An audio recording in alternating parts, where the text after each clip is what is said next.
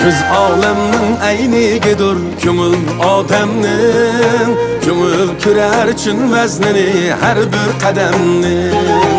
Göz alemning aynigidir ko'ngil odamning, ko'ngil ko'rar uchun vaznini har bir qadamning.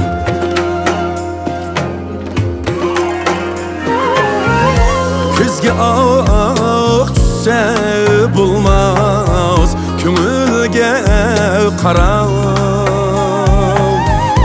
ah ko'ngilning pokligini ko'zimdan so'rab. Bu dunyoni ko'z ko'rmaydi, ko'ngil ko'rdi.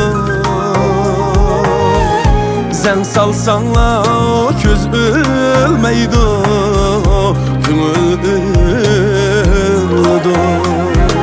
Köz alemning aynigidir ko'ngil odamning, ko'ngil ko'rar uchun vaznini har bir qadamning. Köz alemning aynigidir ko'ngil odamning, ko'ngil ko'rar uchun vaznini har bir qadamning.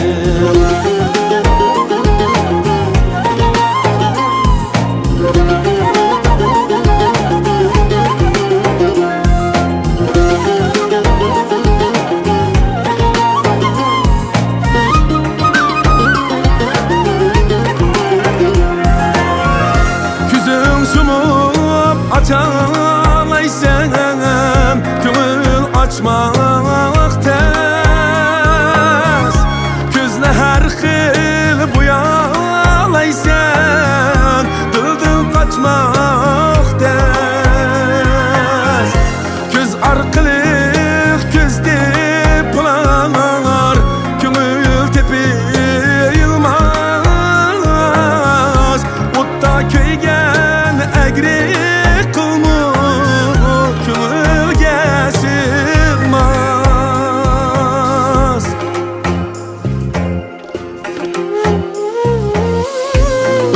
kuygan agri qilma, ko'ngilga sig'mas.